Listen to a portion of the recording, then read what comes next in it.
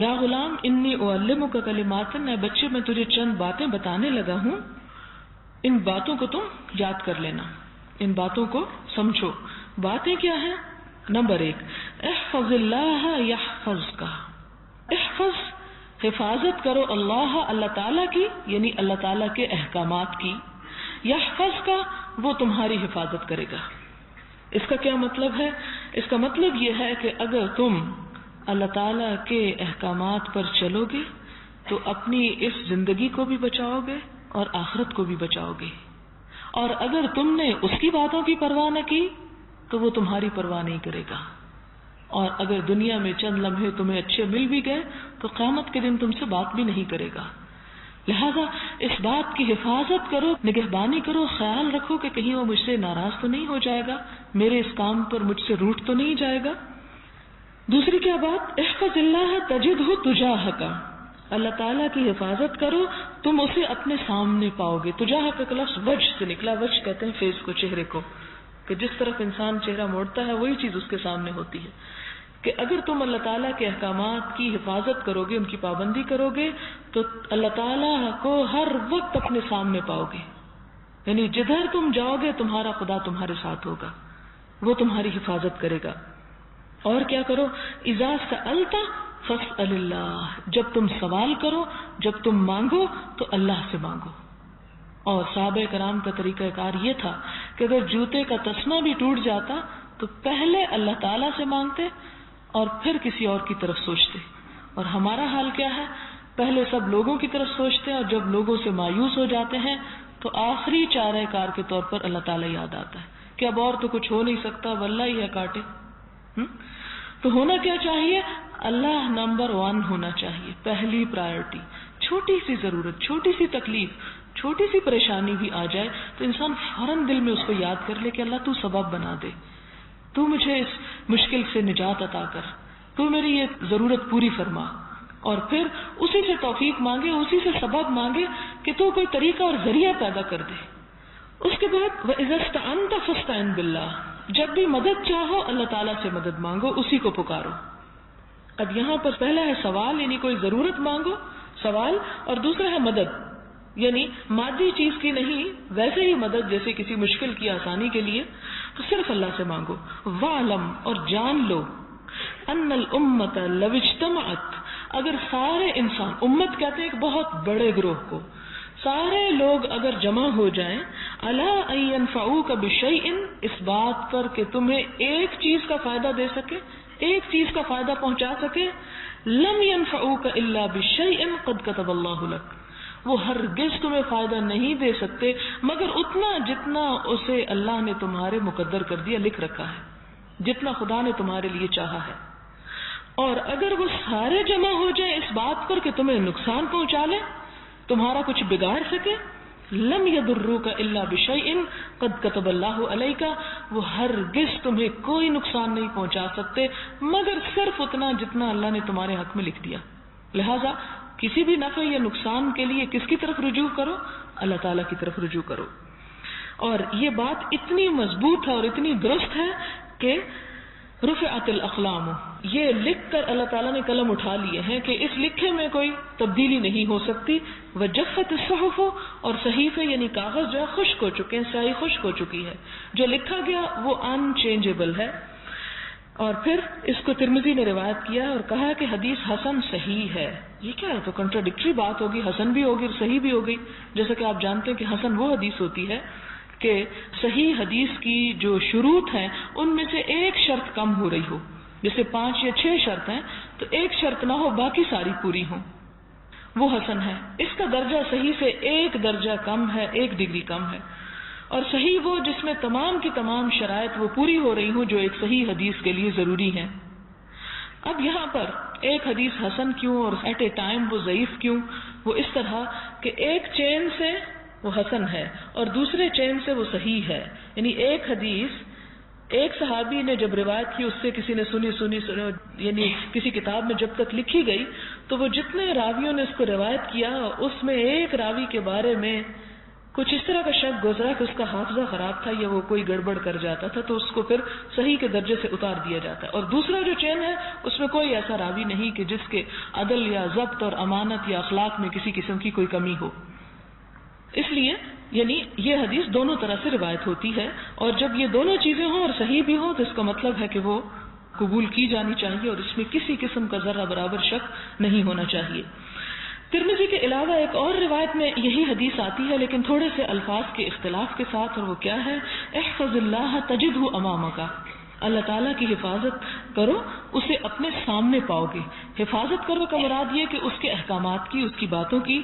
تعرف الی اللہ فی الرخاء یعرفک فی الشدہ، اللہ تعالیٰ کو خوشحالی میں یاد رکھو، اس سے پہچان رکھو، اس سے دوستی رکھو، اس کی معرفت رکھو. یعرفک فی الشدہ، تو وہ بھی تمہیں پہچانے گا تکلیف کی حالت میں، وہ بھی تمہارا خیال رکھے گا. یعنی جب اچھے حالات ہوں تو بھی اللہ تعالیٰ کو یاد رکھو، جب تم پر برے حالات آئیں گے تو اللہ تعالیٰ تمہیں پہچان لے گا اور تمہارا خیال رکھے گا. ادروائز اگر تم اچھے حالات میں خدا کو بھولے رہے اور صرف تکلیف میں یاد کیا تو جیسے وہ فرشتے جو آسمان و زمین کے درمیان ہوتے ہیں جب دعائیں گزرتی ہیں تو کہتے ہیں یہ تو کوئی نئی سی آواز سنی، پہلے تو کبھی یہ شخص نہیں گڑ گڑایا تھا اور نہیں رویا تھا اور نہیں کبھی اس نے خدا سے عاجزی کی تھی اور نہیں کوئی دعا کی تھی، تو یہ کوئی نئی بات لگتی ہے. اور جو شخص روز ہی اللہ سے مانگتا اور روز ہی تعلق رکھتا اور رشتہ رکھتا ہو تو اللہ تعالیٰ بھی اس سے پیار کرتے ہیں اور اسے پہچانتے ہیں اور اس کی بات کو اہمیت دیتے ہیں. پھر اسی طرح اگلی جو لائن ہے اس کا ترجمہ جو آپ کے پاس کتاب ہے اس میں غلط کیا گیا ہے، اس کو درست کر لیجئے. وَعْلَمْ، اور جان لو، أَنَّمَا أَخْطَأَكَ، اس میں انہوں نے ترجمہ کیا ہوا ہے کہ جس چیز نے تجھے گمراہ کر دیا وہ ہدایت نہیں دے سکتی، حالانکہ یہ ترجمہ درست نہیں. یہاں لکھا ہوا ہے یاد رکھ کہ جو چیز تجھے بھٹکا دے وہ تجھے راہ راست پر نہیں لا سکتی. اس کا مطلب یہ نہیں، اس کا مطلب یہ ہے کہ جو چیز ما اخطأک تجھ سے خطا کر جائے وہ ایسی نہیں تھی کہ تجھے پہنچے، اور جو تجھے پہنچنے والی تھی وہ ایسی نہیں تھی کہ تجھ سے خطا کر جائے. اس کا مطلب کیا ہے کہ جو رزق، جو نعمت، جو چیز تم تک پہنچنے والی تھی وہ ہو نہیں سکتا کہ تمہیں چھوڑ کے کسی اور تک پہنچ جائے. یعنی جو خدا کی طرف سے جو تمہیں ملنے والا تھا، بعض اوقات انسان کہتا ہے ہائے کاش میں فلاں جگہ پہ چلا جاتا تو میرے کاروبار میں اتنی زیادتی ہو جاتی اور میرے مال میں اتنا نفع ہو جاتا، ہائے کاش کہ میں یہ کر لیتا تو مجھے یہ فائدہ ہو جاتا، اور میں فلاں جگہ انویسٹمنٹ کرتا تو مجھے اتنا زیادہ مل جاتا. پر میں اطمینان رکھو، اس طرح نہیں، جو تمہیں ملنا تھا وہ ہو نہیں سکتا کہ تجھ سے بھول کے کسی اور کے پاس چلا جائے. جو تیرے پاس آنا تھا وہ یہ نہیں ہوا کہ تمہیں چھوڑ کے کہیں اور بھول کے پہنچ جائے، نہیں. لم یکن، ایسا نہ تھا، لیخطئک، کہ وہ تجھے بھول جائے، تجھ سے خطا کھا جائے. اور جو تجھ سے خطا کھا جائے وہ ایسی نہیں تھی کہ تجھ تک پہنچے. مثال کے طور پر بعض اوقات ایسا ہوتا ہے کہ آپ کو کوئی چیز پہنچ جاتی ہے جبکہ آپ کا اس کی طرف کوئی دھیان بھی نہیں ہوتا، کوئی گمان بھی نہیں ہوتا، کوئی خیال بھی نہیں ہوتا، اور یہ اللہ کا وعدہ بھی ہے. اور کب یہ وعدہ اللہ تعالیٰ فرماتے ہیں کہ من یتق اللہ، جو اللہ تعالیٰ کا تقوی اختیار کرے گا، اللہ تعالیٰ سے یعنی ایک تعلق، خاص تعلق کا نام ہے تقوی، کہ اس کا احساس دل میں رکھے گا. یجعل لہ مخرجا، اس کے لیے وہ ہر تنگی سے نکلنے کا کوئی ایگزٹ رستہ نکال دے گا. وَيَرْزُقْهُ مِنْ حَيْثُ لَا يَحْتَسِبُ، اور اسے وہاں سے رزق دے گا جہاں سے وہ گمان بھی نہیں کرتا ہوگا، وہاں سے پہنچ جائے گا. اور وہ اللہ تعالیٰ پہنچانے والا ہے، لہذا جو چیز پہنچنے والی اس کے لیے بےتاب نہ ہو، پریشان نہ ہو، وہ پہنچ جائے گی. اس کو اگر ہم یاد رکھیں تو عموماً شادیوں بیاہوں میں یا اسی طرح کی پارٹیز میں جب لوگ دھڑا دھڑ پلیٹیں بھر لیتے ہیں اس خوف اور ڈر سے کہ اگر ہم پیچھے رہ گئے تو پھر تو ہمارے حصے میں کچھ نہیں آئے گا، اور اس شوق میں وہ بھرا ہوا نہ کھا سکتے ہیں اور اس کو ضائع کر کے نکل جاتے ہیں. حالانکہ اگر ہر شخص صرف اتنا لے جتنا وہ کھا سکتا ہو اور جتنا وہ اپنا حصہ یا حق سمجھتا ہو کہ اسے ایک نارمل کھانا چاہیے، تو جو اس کی قسمت میں لکھا ہے وہ کسی اور کے منہ میں جا سکتا ہی نہیں، اور جو نہیں لکھا وہ کوئی اور دے سکتا نہیں یا کہیں سے آ سکتا نہیں. یہ چیز اگر انسان کو سمجھ میں آ جائے اور یہ چیز اگر انسان کے دل میں بیٹھ جائے تو اس کے اندر خوشی اور اطمینان اور سکون کی وہ کیفیت پیدا ہو سکتی ہے کہ جس کے بارے میں انسان سوچ بھی نہیں سکتا، لیکن اس کیفیت کا پیدا ہونا اور کرنا مشکل کام ہے۔ جتنا جتنا خدا پر یقین بڑھتا چلا جاتا ہے، جتنا جتنا اس پر ایمان بڑھتا چلا جاتا ہے، اتنی ہی یہ کیفیت پیدا ہو جاتی۔ پھر کسی چیز کے آنے سے یا کسی چیز کے جانے کو انسان ایک نارمل بات سمجھتا ہے اور تھوڑ دلی کا اور بے صبری کا ثبوت نہیں دیتا۔ وہ پھر اپنے طور پر کوشش ضرور کرتا ہے، لیکن اگر کوشش کے باوجود نہیں ملتا تو پھر وہ مایوس نہیں ہوتا کہ میرے رب نے مجھے کیوں نہیں دیا یا میرے پاس یہ کیوں نہیں آیا۔ اور بعض اوقات آپ دیکھیں کہ جیسے بچے بہت محنت کرتے ہیں، اپنی مرضی کے نمبر نہیں آتے تو عموماً بڑی مایوسی ہو جاتی ہے اور بہت ڈس ہارٹ ہو جاتے ہیں۔ کبھی خبروں میں یہ پڑھتے ہیں کہ رزلٹ صحیح نہ آنے پہ فلاں بچے نے خودکشی کر لی، اور اس قسم کے بہت سے کام۔ یہ بے صبریاں کیوں ہوتی ہیں؟ اس لیے ہوتی ہیں کہ یہ ہو نہیں سکتا کہ ہر شخص کو اس کی مرضی اور اس کی پسند کے مطابق وہ سب کچھ حاصل ہو جائے جو وہ چاہتا ہے۔ اس لیے کہ وہ حاصل ہونا اور دینا وہ تو اللہ کے ہاتھ میں ہے، اور اس نے اپنی کائنات میں ایک تقسیم کا ایک نظام قائم کر رکھا ہے۔ ایون یہ کہ انسان کی عقل، انسان کی انٹیلیجنس، اس کو ملنے والی ذہنی، عقلی، جسمانی قوتیں اور صلاحیتیں، یہ انسان ایک حد تک تو اس میں کوشش کر کے حاصل کر سکتا ہے، لیکن ایک حد سے آگے نہیں جا سکتا۔ بہرحال اس کی لمٹس ہیں، ان کو وہ کراس نہیں کر سکتا۔ اور اگر یہ چیز اللہ تعالیٰ اپنے ہاتھ میں نہ لیتا تو دنیا کا نظام ہی بگڑ جاتا۔ اب اگر ہر شخص یہی چاہے کہ اس کی خواہش یا اس کی تمنا یا اس کی جو دل میں مرضی ہے وہ یوں ہی پوری ہوتی چلی جائے، تو پھر تو انسان نہ جانے کیا کیا تمنائیں کرتے اور کیا کچھ کرنا شروع کر دیتے، اور پھر دنیا میں انسانوں کو شاید وجود ہی نہ رہتا۔ اگر ہم یہ چاہنے لگیں کہ جس شخص کو میں پسند نہیں کرتا وہ دنیا سے ختم ہی ہو جائے مثلا، تو یوں تو شاید پھر دنیا میں بچے ہی کوئی نہ۔ یا یہ کہ جس کے بارے میں میرا دل نہیں چاہتا اس کو تو رزق کا دانہ نہ ملے، سارے بھوکے مر جاتے۔ تو یہ اللہ تعالیٰ نے بہت سی چیزوں کو اپنے کنٹرول میں رکھا، وہ لوگوں کے چاہنے پر نہیں رکھا، اور نہ لوگوں کے چاہنے پہ وہ اپنے فیصلے بدلتا ہے۔ کسی شخص کو اللہ تعالیٰ لے کے جانا چاہتا ہے دنیا سے، وہ اس کی مصلحت ہے، وہی سمجھتا ہے کہ کس کو کتنی زندگی دینی ہے اور کیوں وہ زندگی اس کے حق میں آئندہ بہتر ہے یا نہیں۔ ہم بعض اوقات ان حقیقتوں کو نہیں سمجھتے، لہٰذا پھر اس کو قبول نہیں کر پاتے۔ اب اگر ہماری ان دعاؤں کی وجہ سے یا ہمارے اس رونے چلانے کی وجہ سے ایک چیز جو اللہ تعالیٰ لینا چاہتا ہے ہمیں اگر وہ یہ دیکھ کے کہ اس شخص کا بڑا برا حال ہو جائے گا اسے واپس دے دوں، شاید دنیا سے کوئی جاتا ہی نہ، کیونکہ ہر شخص کے جانے پر اسی طرح واویلا ہوتا ہے، اسی طرح دل کٹتا ہے، اسی طرح تکلیفیں ہوتی ہیں۔ تو کچھ چیزیں ایسی ہیں کہ جو اپنی جگہ بہت امپورٹنٹ ہونے کے باوجود بھی اسے اللہ تعالیٰ اپنے ایک نظام کو، ایک سسٹم کو، ایک بیلنس کو قائم رکھنے کے لیے انہیں اس جگہ سے ہٹا دیتا ہے۔ اور بعض اوقات مثال کے طور پر موت بہت سے لوگوں کے لیے نقصان دہ ہوتی ہے، لیکن اس انسان کی اپنی ذات کے لیے بڑی فائدہ مند ہوتی ہے، کہ ہو سکتا ہے وہ کچھ اور جیتا تو ایسا غلط کام کر جاتا کہ جس کی وجہ سے اس کی آخرت برباد ہو جاتی۔ تو اللہ تعالیٰ نے رحمت اور مہربانی کرتے ہوئے اس کے حق میں یہی سمجھا کہ یہ اب دنیا سے چلا جائے۔ بہت سے لوگ مرنا چاہتے ہیں لیکن اللہ تعالیٰ انہیں مرنے نہیں دیتا کہ ابھی تمہارے پاس اچھے کام نہیں ہیں، تھوڑے سے اچھے کام اور کر لو، ان پر رحمت اور شفقت اور مہربانی کرتے ہوئے، کیونکہ وہ الرحمن الرحیم ہے، ہم سے زیادہ ہماری ضرورتوں کو سمجھتا ہے، ہم سے زیادہ ہم سے پیار کرتا ہے، ہم سے زیادہ ہمارا خیر خواہ ہے، لہذا اس کے نظام کو ہم نہیں سمجھ سکتے، لیکن ہمیں کیا حکم دیا گیا کہ اس پر راضی ہو جاؤ اور اس کو قبول کر لو۔ پھر یہ فرمایا کہ وَعْلَمْ، اور جان لو، أَنَّ النَّصْرَ مَعَ الصَّبْرِ، کہ کامیابی صبر کے ساتھ ملتی ہے۔ کامیابی صرف تمناؤں اور امیدوں سے نہیں ملتی، کامیابی اور کسی منزل اور کسی ہدف اور کسی ٹارگٹ کو پانے کے لیے مسلسل کوشش، محنت اور جد و جہد کی ضرورت ہے، اور اسی کا نام صبر ہے کہ جم کے انسان ایک کام کرتا چلا جائے۔ کس طرح؟ اب دیکھیں کہ یہ اوپر کہ جو حدیث کے پہلے الفاظ ہیں ان کی مزید وضاحت اگلا حصہ کر دیتا ہے۔ اس کا یہ مطلب نہیں ہے پچھلے حصے کا کہ جو مجھے ملنا ہے وہ تو اڑ کے مجھ تک پہنچ جائے گا، اس لیے مجھے تو ہاتھ ہلانے کی ضرورت نہیں۔ کامیابی کے لیے کیا چاہیے؟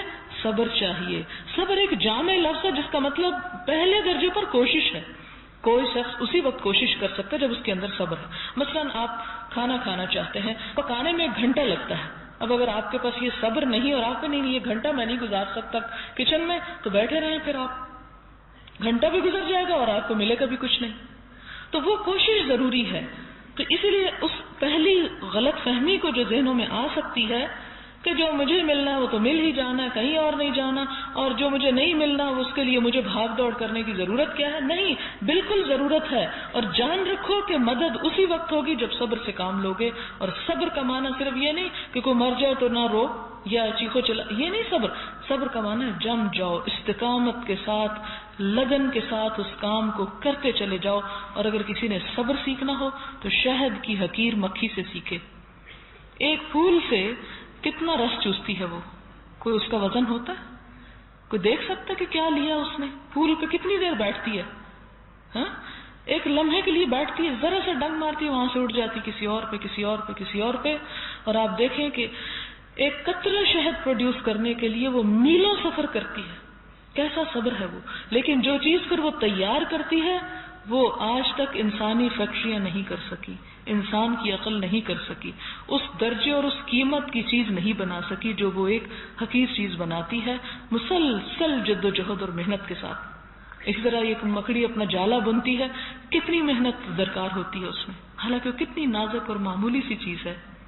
تو یہ سب اسی طرح بہت سے پرندے اپنے وہ گھونسلے بناتے ہیں، تو ان کے ایک ایک تنکا اگر آپ ان کو کھول کے کبھی کاؤنٹ کریں تو 1000 تنکے ہوں گے اس میں.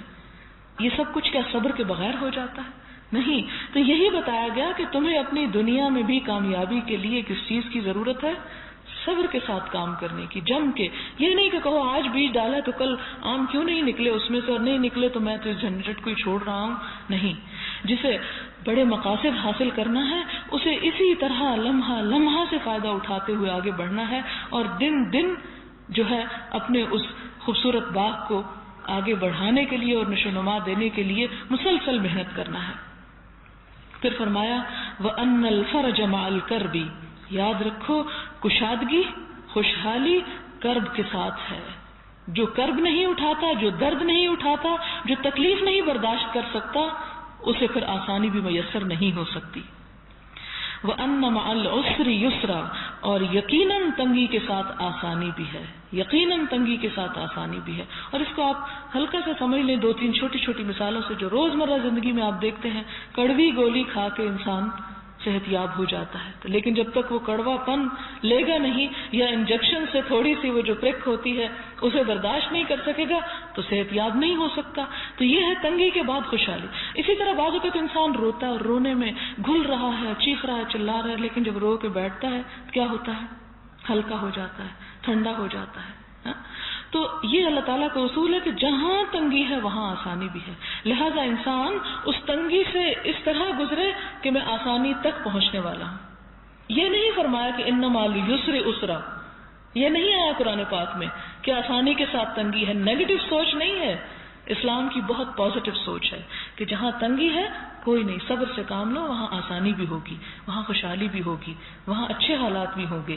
لہذا اس آنے والی خوشی اور آسانی کے لیے یہ ابھی کی تنگی برداشت کرو. یوں نہیں ڈرایا انسان کو کہ اگر تم خوشحال ہو تو وہ تنگی تمہارا انتظار کر رہی ہے، تاکہ انسان کی خوشحالی بھی ساری مقدر ہو جائے اور مصیبت میں یعنی انسان اس کو بھی انجوائے نہ کر سکے.